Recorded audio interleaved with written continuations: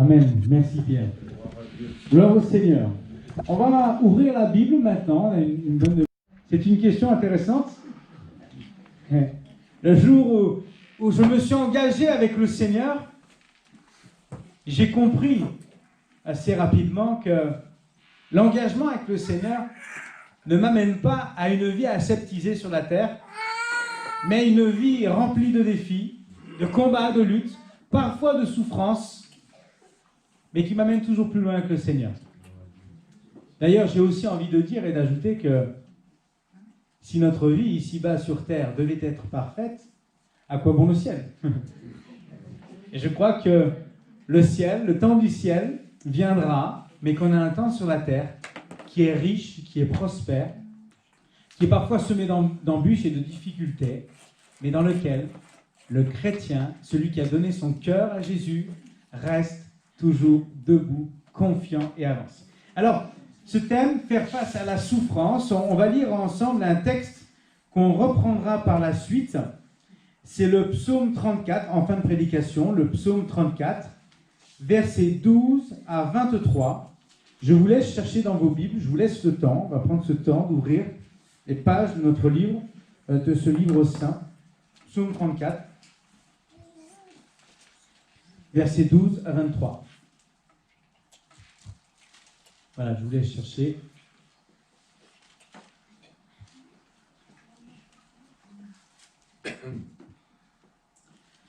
Psaume 34, verset 12. « Venez mes fils, écoutez-moi, je vous enseignerai la crainte de l'Éternel. Quel est l'homme qui aime la vie, qui désire la prolonger pour jouir du bonheur? Préserve ta langue du mal et tes lèvres des paroles trompeuses. Éloigne-toi du mal et fais le bien. Recherche et poursuis la paix. Les yeux de l'Éternel sont sur les justes et ses oreilles sont attentives à leurs cris. L'Éternel tourne sa face contre les méchants pour retrancher de la terre leurs souvenirs. Quand les justes crient, l'Éternel entend et il les délivre de toute leur détresse. L'Éternel est près de ceux qui ont le cœur brisé et il sauve ceux qui ont l'esprit dans l'abattement. Le malheur atteint souvent le juste, mais l'Éternel l'en délivre toujours. Il garde tous ses os, aucun d'eux n'est brisé. Le malheur tue le méchant et les ennemis du juste sont châtiés et tous ceux qui l'ont pour refuge échappent au châtiment. Amen. Gloire au Seigneur. Les psaumes sont extraordinaires, magnifiques, chants de louange, chants d'adoration, parfois comme une complainte, élevée vers le Seigneur. Ils ont une thématique qui nous amène vraiment dans les sujets concrets de la vie et qui ont été vécus par les serviteurs, servantes du Seigneur, par les serviteurs du Seigneur. Nous allons découvrir ce matin comment faire face, en tout cas, j'imagine, comment faire face à la souffrance. En premier point, j'aimerais expliquer à chacun d'entre vous ce que la souffrance peut produire. C'est important de considérer, lorsque je souffre, qu'est-ce que cela amène en moi, qu'est-ce que cela produit en moi, et jusqu'où la souffrance peut-elle m'amener? Pas toujours de bonnes choses. On voit en premier point, on va lire ensemble Job 36, verset 21. La Bible nous dit « Garde-toi de te livrer au mal, car la souffrance t'y dispose. » Quand on souffre, on peut être amené, notre cœur peut être amené dans une certaine forme de rébellion, une certaine forme d'agressivité. C'est pourquoi, je le dis, quand nous sommes face à la violence, il est bon, parfois, sans se précipiter, de nous questionner et de se dire, mais d'où vient cette violence? Parce que nous ne connaissons pas l'intimité la plus profonde de chaque personne que nous croisons. Et parfois, nous sommes face, c'est vrai, à des réactions qui peuvent nous surprendre, qui peuvent nous blesser. Mais la question qu'on pourrait se poser, c'est qu'est-ce qui amène certaines, peut-être moi-même, à faire preuve parfois de violence, à me dépasser dans mes mots, des choses que j'aurais jamais imaginé prononcer, des actes que j'aurais jamais imaginé faire. Qu'est-ce qui m'a amené à cela? Et la souffrance peut nous amener à faire des choses qui ne nous ressemblent pas. Si je vis dans un contexte difficile, si je suis esseulé, si je passe peut-être par la dépression, si on m'a fait du mal, si j'ai un contexte de vie qui est cloisonné à la maison et qui pour moi n'est pas du tout évident, une fois à l'extérieur, ça y est, je respire. Mais tout ce que je vis à la maison peut-être m'amène dans la souffrance. Et cette souffrance m'amène à faire preuve d'agressivité avec les uns, avec les autres. La question que je peux me poser, c'est pourquoi ? Qu'est-ce qui t'a amené à cela ? La Bible nous dit bien, garde-toi de te livrer au mal, car la souffrance t'y dispose. Je ne suis pas ce matin en train de justifier tous les comportements inacceptables. Mais ce que je suis en train d'expliquer, on regarde la parole de Dieu, c'est que la Bible met en évidence que lorsque nous sommes dans la souffrance, il nous arrive de faire des choses que nous pourrions regretter. Or, la Bible nous dit, garde-toi de te livrer au mal. À l'image du péché qui se couche à ta porte, comme la Bible le dit. Et j'aime bien utiliser cette image. Le péché peut se coucher à ta porte tant que ta porte reste fermée. Alléluia, le Seigneur est bon. Et tu es gardé. Il peut être très très proche tant que là, tu n'ouvres pas la porte de ton cœur au péché. Eh bien, tu es préservé par le Seigneur. Tu as choisi, tu as fait le bon choix et tu marches dans ses pas. Garde-toi de te livrer au mal lorsque tu souffres. La parole de Dieu nous met en garde vis-à-vis de cela. Parce que ça pourrait être un des produits de la souffrance. Il est hyper sensible.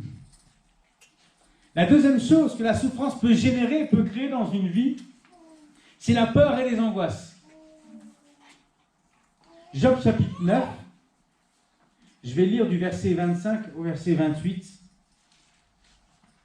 Mes jours sont plus rapides qu'un courrier. Alors aujourd'hui, je ne sais pas ce qu'il en est. Mais bon. Mes jours sont plus rapides qu'un courrier. Il fuit sans avoir vu le bonheur. Il passe comme les navires de jonc, comme l'aigle qui fond sur sa proie. Si je dis, je veux oublier mes souffrances, laisser ma tristesse, reprendre courage, je suis effrayé de toutes mes douleurs. Je sais que tu ne me tiendras pas pour innocent. Amen. Évoquer la souffrance ce matin, je ne pouvais pas m'empêcher de citer Job. Vous connaissez pour la plupart, j'imagine, la vie de Job, une vie en partie terrible de souffrances qui vont l'accabler. Et ici, c'est une des paroles, comme celle que nous avons citée précédemment, eh bien, que Job rapporte. Il y a quelque chose d'extraordinaire, c'est qu'il y a une volonté de la part de Job, qui est le serviteur du Seigneur, qui aime et qui est droit devant les yeux de Dieu. Le texte le dit, Job chapitre 1, verset 21, si mes souvenirs sont bons, on le lira tout à l'heure. Il dit, je veux oublier mes souffrances, laisser ma tristesse, reprendre courage. Il a un cœur qui est disposé, même dans la souffrance, à vouloir faire ce qui est bien. Et comme on dit, des fois la tête se rattrape. Et au verset 28, je suis effrayé de toutes mes douleurs. Il y a là, comme Paul le disait, quand il dit qu'il lutte en lui-même, la chair, l'esprit, ne fait pas le bien qu'il aimerait faire, il ne fait pas, et il fait le mal qu'il ne voudrait pas faire. Eh bien, on sent bien là que la souffrance de Job, même si dans son cœur il souhaite avancer, il souhaite faire ce qui est bien, il souhaite délaisser, abandonner la tristesse qui gagne sa vie, qui remplit sa vie peut-être, il est effrayé de toutes ces douleurs. Quand on a mal quelque part, on le ressent. Vous savez, ça m'est arrivé plusieurs fois. Heureusement, aujourd'hui, le Seigneur m'a béni. Et ça m'arrive que très peu fréquemment. Mais quand j'étais plus petit, j'avais violente migraine. Je pouvais même en pleurer. Et la douleur, comme ça, quand elle est là, à un moment donné, vous pensez qu'à ça. Quand vous avez mal quelque part et que c'est violent, vous ne pensez qu'à ça. Ça n'empêche pas que vous aimez toujours votre conjoint, que vous avez des enfants, que vous allez chercher à l'école, vous faites des choses, tout ça, tant que vous le pouvez. Ça n'enlève pas tout cela, cette vérité-là. Mais quand on souffre, on est focalisé par la souffrance. Vous voyez ? Et là, c'est ce que Job met en évidence quand il dit « Je suis effrayé de toutes mes douleurs ». Il souffre. Et ses yeux sont figés, son cœur est figé sur cette souffrance. Il veut oublier ses souffrances, il veut laisser sa tristesse, il veut reprendre courage. Il est dans la peur et dans les angoisses. Est-ce là la volonté du Seigneur pour nos vies? Que de nous voir dans la souffrance, que de nous voir errer, désespérer, que de voir à chaque jour tes larmes, quand là tu es dans un lieu secret et que tu es seul à pleurer. Est-ce que tu penses que c'est la volonté du Seigneur pour chacun et chacune d'entre nous? Je ne le crois pas. Même si la souffrance fait partie de la vie, je ne le crois pas. On pourrait s'interroger aussi sur les origines de la souffrance. D'où viennent-elles? Qui cela concerne-t-il? Est-ce qu'il y a des gens qui ne souffrent pas du tout sur cette terre? Est-ce qu'il y en a d'autres qui souffrent plus que d'autres, que moi? Il y a une question qui est intéressante, et celle-ci, qui cela concerne-t-il? Et parfois, on pourrait être tenté de poser cette question, n'est-ce pas les méchants qui devraient souffrir? Je ne dis pas que c'est une question qui est juste, mais parfois ne serions-nous pas tentés de dire, n'est-ce pas les méchants qui devraient souffrir? Je l'ai entendu ça. Je l'ai entendu. Là, les gens, ils ont fait ci, ils ont fait ça, ils sont ignobles, ils devraient... Et je m'arrête là. Moi, j'essaie de faire bien. Je ne vais pas à l'église, j'aime pas Dieu, mais j'essaie de tenir ma vie. On pourrait se poser cette question. Dans la Bible, elle y est. Toujours Job. Job 31, verset 3. Je vais lire le verset 2 à 4. Job 31, verset 2. Quelle part Dieu m'eût-il réservé d'en haut? Quel héritage le Tout-Puissant m'eût-il envoyé des cieux? La ruine n'est-elle pas pour le méchant et le malheur pour ceux qui commettent l'iniquité, le péché? Dieu n'a-t-il pas connu mes voies? N'a-t-il pas compté tous mes pas? Job est encore dans le questionnement. La maladie qu'il a subie, la perte de ses enfants, sa femme, qui va jusqu'à lui dire, eh bien, maudit Dieu, il meurt. Il est là, il est tout seul. Il a des ulcères qui le rongent. Et cette solitude l'a amené dans la réflexion et il pose cette question. La ruine n'est-elle pas pour les méchants, le malheur pour ceux qui commettent l'iniquité?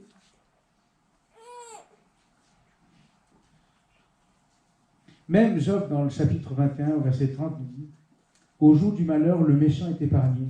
Au jour de la colère, il échappe. » On pourrait se poser cette question. Pourquoi des fois, il y a des gens, des personnes qui semblent justes et qui souffrent, alors que d'autres sont méchants et prospèrent? La Bible évoque ces choses-là aussi. Je voudrais vous donner un témoignage que j'ai lu, en fait, durant la première vague, la Covid-19, au mois de mars, avril, tout ça. Et c'est quelque chose qui m'a marqué parce que je vais vous donner 2 témoignages. Ce premier-là, c'est celui que j'ai lu et donc je vous le rapporte. En Italie, en fait, un pasteur est tombé malade de ce virus-là. Et en fait, il a été admis à l'hôpital. Et il s'est passé quelque chose d'extraordinaire dans cet hôpital, c'est que, en fait, durant tout le temps de sa maladie, et tant qu'il avait des forces, il a passé son temps à prêcher, à évangéliser et à parler à tous ceux qui étaient malades, plus que lui, de l'amour de Jésus. Et en fait, tout l'hôpital a été bouleversé par cela. Le personnel médical, dans le témoignage que j'ai lu, le témoignage dit que plusieurs personnes du personnel médical s'est tourné vers Dieu et parce qu'ils ont été sidérés de voir ce témoignage d'amour, de foi, de fidélité et de persévérance. Ce pasteur-là, plusieurs jours après, est décédé, mais jusqu'au bout, jusqu'à son dernier souffle. On pourrait se poser la question, pourquoi? Pourquoi la souffrance? Pourquoi même la mort? Mais ce qui s'est produit, c'est peut-être à cet instant, pendant ces semaines, ces quelques semaines, eh bien, si ce pasteur n'avait pas été malade, peut-être n'aura-t-il pas été là? C'est une question que je me pose. Hein. Je ne suis pas Dieu. Dieu sait ce qu'il fait, il sait pourquoi il le fait, mais je m'interroge et je me dis, n'y a-t-il pas là eu peut-être l'occasion unique dans les vies d'entendre parler du Seigneur Jésus-Christ et d'être sauvés? Des personnes qui ont été là, présents avec lui à l'hôpital, et qui, de toute leur vie, n'ont jamais eu l'occasion d'entrer à l'église ou de lire la parole de Dieu. Et là, alors que c'est bientôt la fin, N'était-ce pas l'occasion unique où Jésus a tendu son bras pour que plusieurs soient sauvés? Amen. Je vous donne un autre témoignage, celui-ci est poignant, mais un autre témoignage qui vous amènera peut-être à sourire. On m'avait raconté aussi cette histoire quand j'étais plus jeune et je trouve extraordinaire. C'est l'histoire d'un aventurier. Il y a des enfants, donc écoutez bien. C'est l'histoire d'un aventurier, il part comme ça découvrir des terres inconnues, Amazonie, je ne sais plus où. Et puis, il s'en va comme ça, et puis ce qui se passe, c'est qu'un jour, par le chemin où il passe, ce qu'il n'avait pas vu, c'est qu'il y avait des crocodiles là, dans le coin, près du rivage. Et il y en a un qui saute dessus et qui lui mange la jambe. Alors, ça a été terrible, parce que cet aventurier, cet explorateur, c'est toute sa vie. Et puis, donc, il est rentré, il a été rapatrié, il a dû se faire opérer, poser une prothèse, quelque chose comme ça. Et puis, plusieurs temps après, il décide de repartir en expédition, malgré cette douloureuse épreuve. Ça a occasionné de la souffrance. Et il repart avec des compagnons. Et là, dans une autre expédition, un temps après, des années après, je crois, il va et il découvre une tribu que personne n'avait jamais découvert. Alors ils sont heureux, ils font une découverte, ils essaient d'échanger tout ça. Et puis ils sentent à un moment donné que quelque chose ne va pas. Les indigènes qu'ils rencontrent, tout ça, sont en train de préparer un bon feu, une grosse marmite, tout ça. Et puis on sent qu'ils les invitent vraiment à rester. Et en fait, ce qu'ils ne savaient pas, c'est qu'ils sont tombés sur une tribu cannibale. Alors, ils sont là, en train de tout préparer, la petite équipe d'exploration est là, ne sait plus quoi faire, ils sont piégés. Et puis l'explorateur, qui est chrétien, il dit, on va s'attendre à la grâce du Seigneur. Alors, il dit, moi, je suis volontaire pour partir le premier. Et puis les cannibales arrivent et puis commencent à couper un petit bout de la jambe, à goûter. Alors vous m'avez compris, hein, c'est la fausse jambe, en cire, enfin je sais pas, en plastique. Ils coupent tout ça et ils goûtent. Oh, ils font comme ça, c'est pas bon et tout ça. Et puis, ils se sont dit, ils ont dû, j'imagine, tout arrêter, le feu, tout ça. Ils ont dit, c'est pas possible, on peut pas manger ça. Et finalement, ils les ont libérés. Et ils sont partis et ils ont pu rentrer chez eux. Et c'est une histoire qui est rigolote, mais qui me marque parce que on pourrait se poser la question dans nos vies, mais pourquoi m'est-il arrivé telle chose? Seigneur, n'aurais pas pu me garder de ça, de cette épreuve, de cet accident, de cette souffrance, de ce traumatisme? Mais le Seigneur connaît toutes choses. Le Seigneur sait très bien ce qu'il fait. Amen. Le Seigneur sait très bien ce qu'il fait.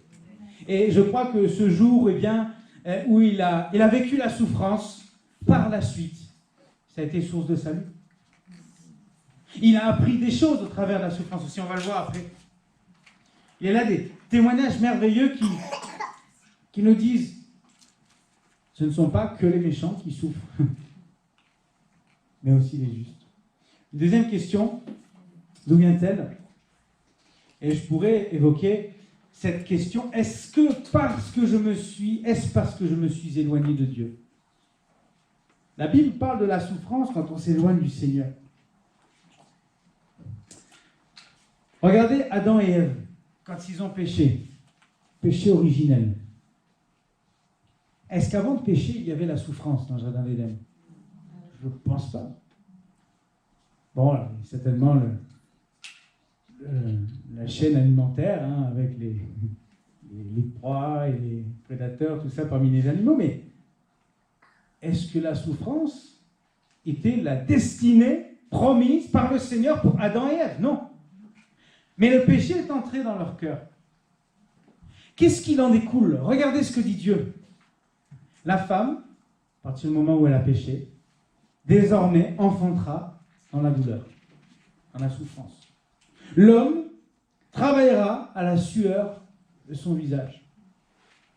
Et des fois, travailler, c'est souffrir. Hein. Mais spirituellement, la douleur les a séparés de Dieu, parce qu'ils ont été rejetés du jardin d'Éden. Le péché amène à la souffrance. Je peux lire avec vous le psaume 107, versets 1 à 12. Ça affiche uniquement les versets 11 et 12, mais je vais lire à partir du verset 1. Psaume 107, verset 1. « Louez l'Éternel, car il est bon, car sa miséricorde dure à toujours. Qu'ainsi disent les rachetés de l'Éternel, ceux qu'il a délivrés de la main de l'ennemi, et qu'il a rassemblés de tous les pays, de l'Orient et de l'Occident, du Nord et de la mer. Ils erraient dans le désert, ils marchaient dans la solitude, sans trouver une ville où ils puissent habiter. Ils souffraient de la faim et de la soif, leur âme était languissante.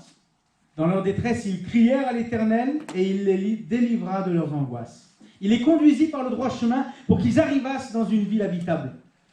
Qu'ils louent l'Éternel pour sa bonté et pour ses merveilles en faveur des fils de l'homme. Car il a satisfait l'âme altérée, il a comblé de bien l'âme affamée. Ceux qui avaient pour demeure les ténèbres et l'ombre de la mort vivaient captifs dans la misère et dans les chaînes. Verset 11.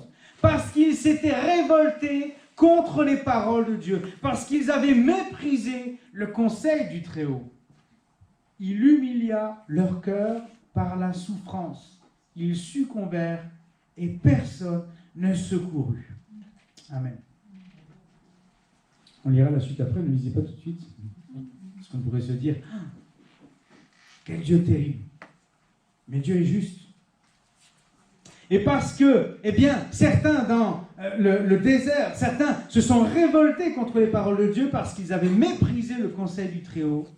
Dieu a humilié leur cœur par la souffrance. Ils succombèrent et personne ne les secourut. La souffrance est le fruit, souvent, de notre éloignement du Seigneur, du rejet que nous avons fait du Seigneur. Mais ce n'est pas tout. Parce que si je m'arrêtais là, ce serait injuste.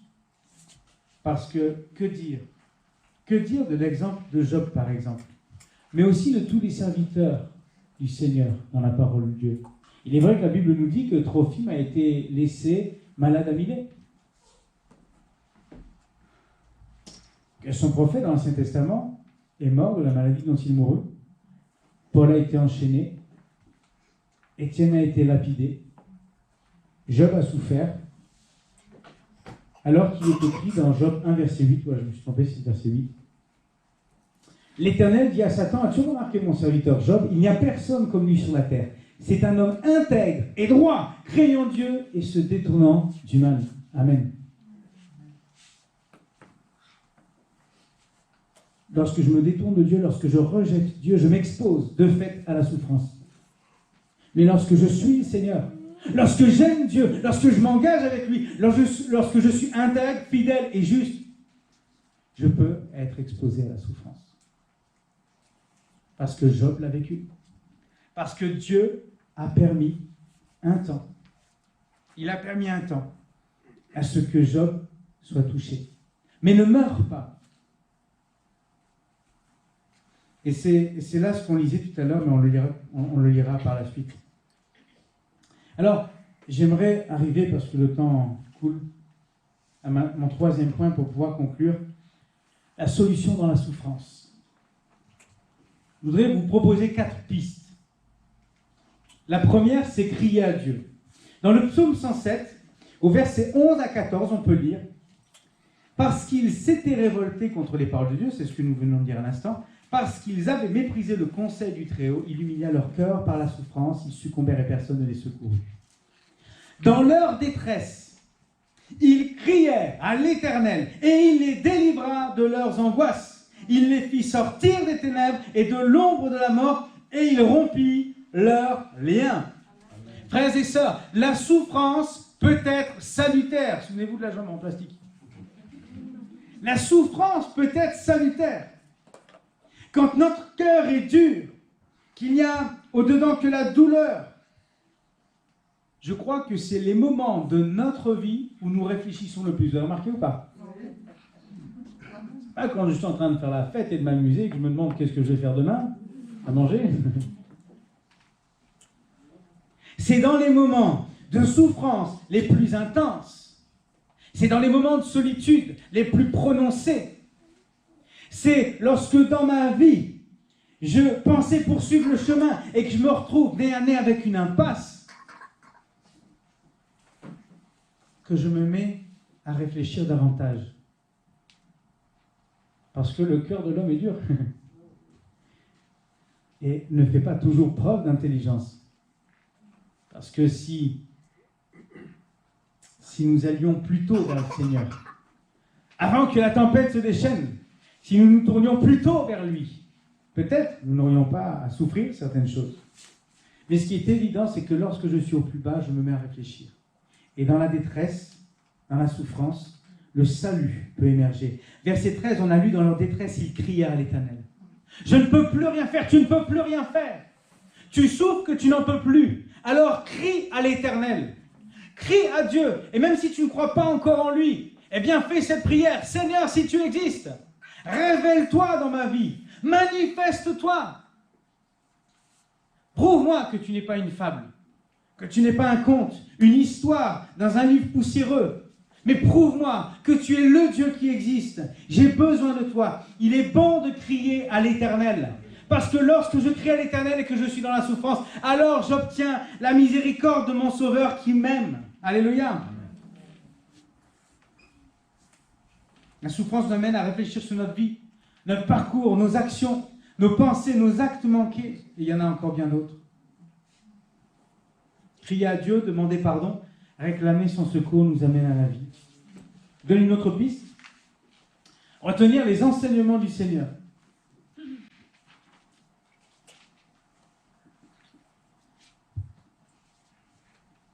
C'est le psaume 94, versets 12 et 13. On peut y lire « Bienheureux est l'homme éternel que tu corriges toi-même et que tu instruis par ta loi, pour lui donner du repos quand l'atteindra le malheur. » Pour lui donner du repos quand l'atteindra le malheur, tandis que se creuse une fosse pour l'impie. Job 36, verset 15, je ne sais pas si je l'ai mis, non. Job 36, verset 15, « Mais Dieu sauve le malheureux dans sa misère, et c'est par la souffrance qu'il l'avertit. » La souffrance est une forme de pédagogie de la part de Dieu pour nous enseigner. Dieu ne se plaît pas à nous voir dans la souffrance, mais Dieu permet un temps la souffrance parce que celle-ci nous amène à la réflexion, elle nous amène à crier au Seigneur et elle nous amène à retenir un enseignement. Comme un père avec son enfant. La Bible parle que celui qui ménage son bâton, sa verge, eh bien, celui qui détruit sont pareils. Et je crois que nous devons permettre au Seigneur de nous enseigner et même de nous corriger pour nous montrer la voie, parce que parfois nous ne le comprendrons que comme ça. Il y a un enseignement. Et je trouve extraordinaire ce psaume 94, verset 12. « Bienheureux est l'homme que tu corriges toi-même et que tu instruis par ta loi pour lui donner du repos quand on atteindra le malheur. » Cette parole nous explique que le malheur fait partie de nos vies et en tout cas, à un moment donné ou à un autre, on le rencontrera. Mais si nous avons suivi les enseignements du Seigneur avant l'épreuve, avant la souffrance, avant les difficultés, avant les larmes, si nous avons suivi l'enseignement du Seigneur, au moment où nous serons au plus bas, c'est grâce à ces enseignements, à ce que le Seigneur nous a toujours appris, que nous pourrons tenir. Amen. Et que nous tiendrons fermement. C'est par la souffrance qu'il l'avertit. Vous savez, c'est tout simple. Hein, j'avance ma main sur le feu, je me brûle une première fois, je ne le refais pas deux fois. Même dans la création que nous sommes, Dieu a déjà prévu ces choses-là. Nous sommes le reflet de l'intelligence du Seigneur et tout ce qu'il a fait en nous est le fruit de son œuvre et corrobore, coïncide avec les enseignements de la parole de Dieu. C'est important ça. Même dans le malheur, le juste trouve du repos. J'en viens au point suivant. Troisième piste pour faire face à la douleur. Louer Dieu même lorsque nous sommes dans la disette. J'ai noté, louer Dieu même même pour le peu que nous avons. Parce que c'est déjà immense avec lui.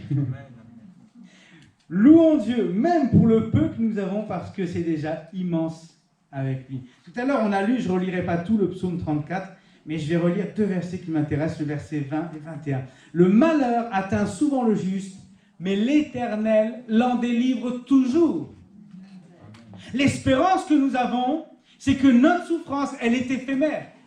Elle ne dure pas parce que nous avons le Seigneur pour appui. Amen. Et je l'ai toujours dit. Et je le redis.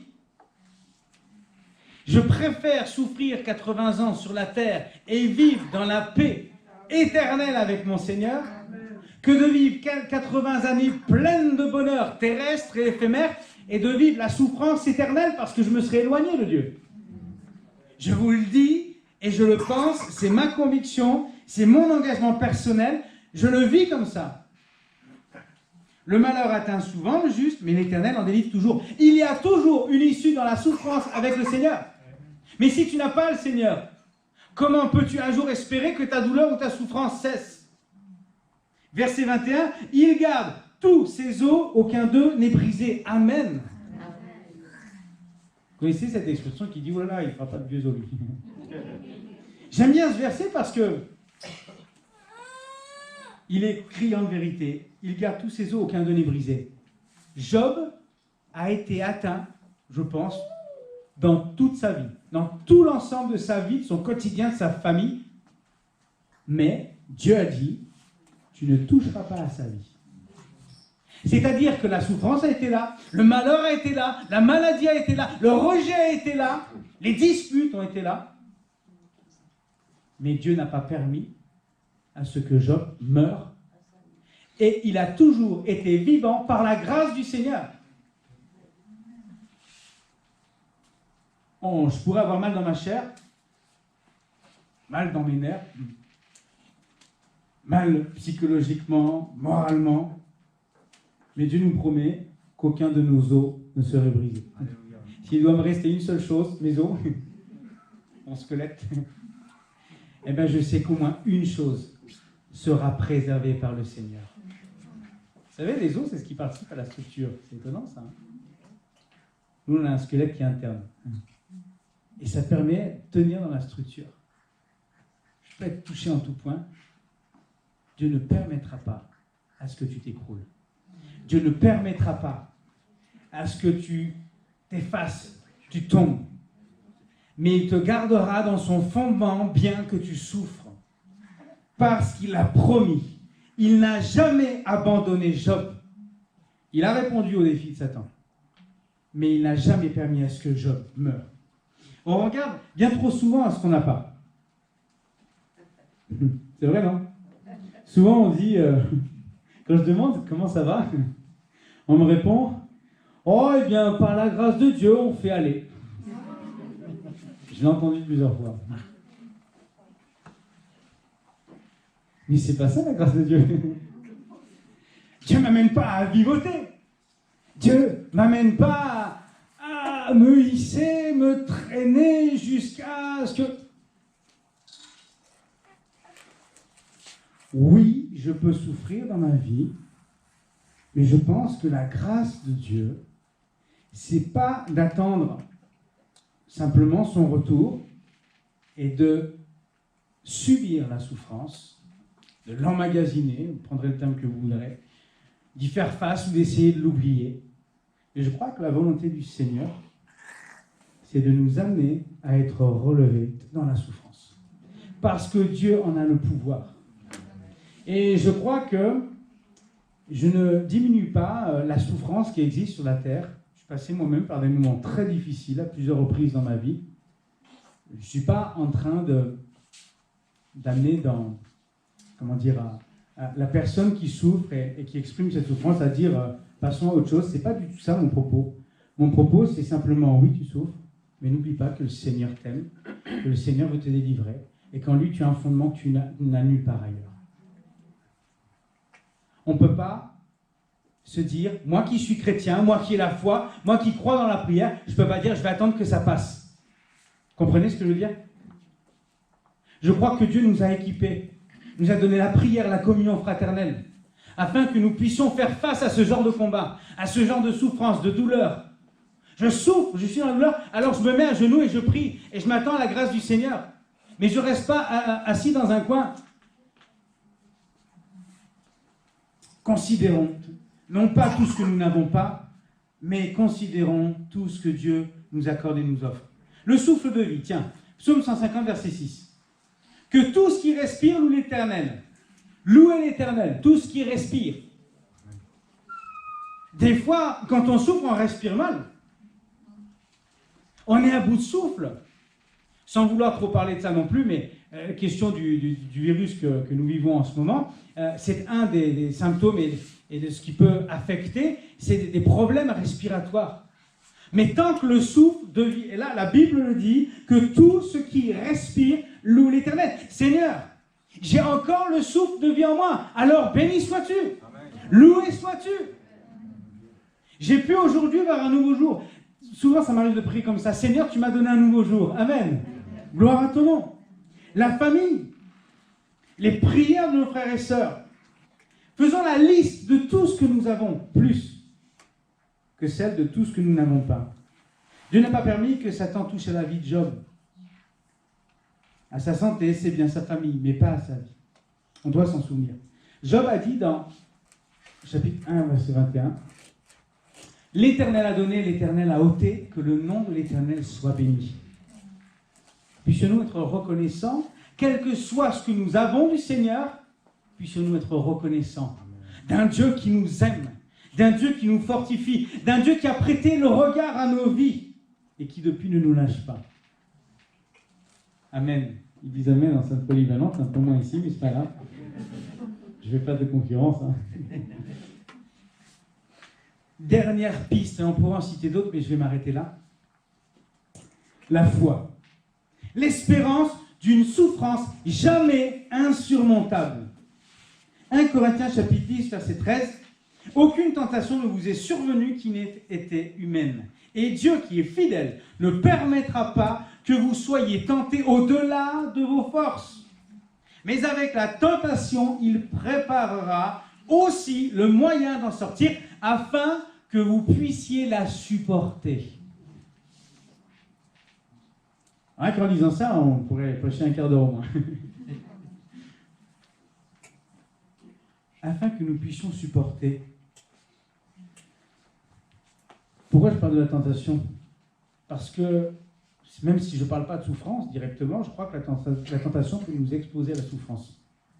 Puisque Dieu nous dit que nous donne le moyen pour que nous puissions la supporter. Et en général, on ne supporte pas ce qui est agréable, on supporte ce qui est désagréable. Et on supporte nos souffrances.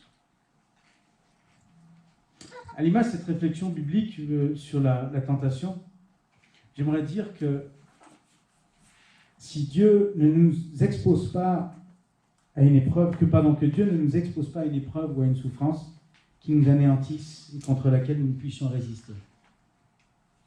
Reprenons l'exemple de Job, et souvenez-vous, et ce sera pour moi le mot de la fin. Je ne crois pas que Dieu nous expose à une souffrance à laquelle nous ne puissions pas résister et une souffrance qui nous anéantirait. Mon Dieu est le Dieu de la vie. Il est le Dieu de la vie éternelle. Il n'a jamais souhaité la mort de qui que ce soit.